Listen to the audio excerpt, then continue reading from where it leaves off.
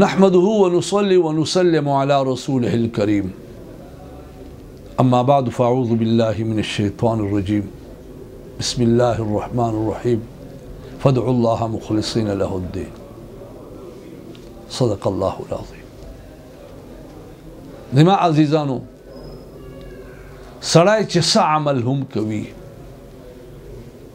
خالص الله رضا د پاره دی کوي او چې الله رضا د پاره دی عمل وکړي نو الله تبارک وتعالى دا سړی یو لوی ځان ته راوکاږي او الله تبارک وتعالى دته په دنیا او آخرت کې سرخرویي ورکوي. بهلول دانا رحمت الله علیه د وخت بادشاہ دی ډېر ځلې د طلب وکړو چې راشه ماته هغوی انکار وکړ نه ورتلو. یوه ورځ خپلې بنګلې کې ناست دی او بنګلې نه بهر ګوري چې بهلول دانا یې ولیدو.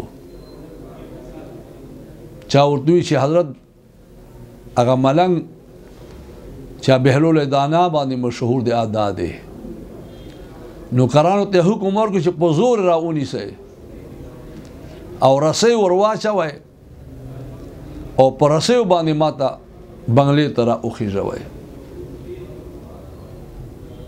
هغوی په زور باندې ونیولو رسیو کې وتړلو او پاسې بنګلې ته وروخیژولو او بیا چې کله کېنولو بیا څو خبرو نه پس یې ورته وویل چې ته الله تعالی جل شانو ته څنګه ورسېدې؟ نو دوی ورته ویل چې څنګه ستا د بنګلې ته زه راورسېدلم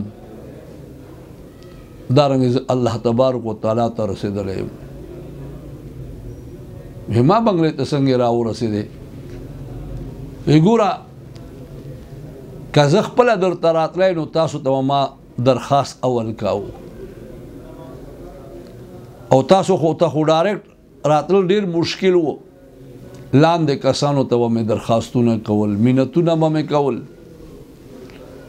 به چې ډېرې مودې پس ما ته موقع میلاو شوې وی د ستاسو د ملاقات نو ما به ښه مزدار غسل کول اعلی قسم کپړې به مې اچولې ښکلي عطر به مې لګول بیا به زه تاسو ته راتلم. ما به ویل چې داسې نه وي چې دی په دې باندې خفه نه شي چې دا څنګه کپړې اچولې دي عطر دی نه دي لګولي کمزوري حالت کې راغلی بیا لږ غوندې ملاقات په دې راکړی و بیا به دې ویل چې ورځه اوس چې زه تا ته نه راتلم او تا خپل ځان ته خپله په زور را وغوښتلم نو اوس که زما خیرنې کپړې دي ما پروا نشته ما کلامبلي نه دي بیا مې پروا نشته ما خو چاته درخواست قدرې هم نه دی کړی تمنا مې هم نه دی کړی دا در ورسېدلم.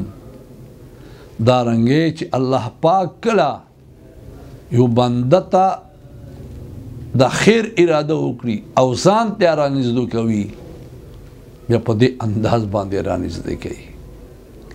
زما عزیزانو صحیح خبره ده چې الله تبارک وتعالی د ځان ته رانږدې کوي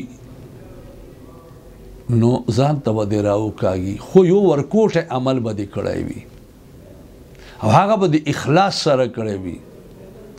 د اخلاص په برکت په الله تبارک وتعالی ستا دا عمل قبلوي.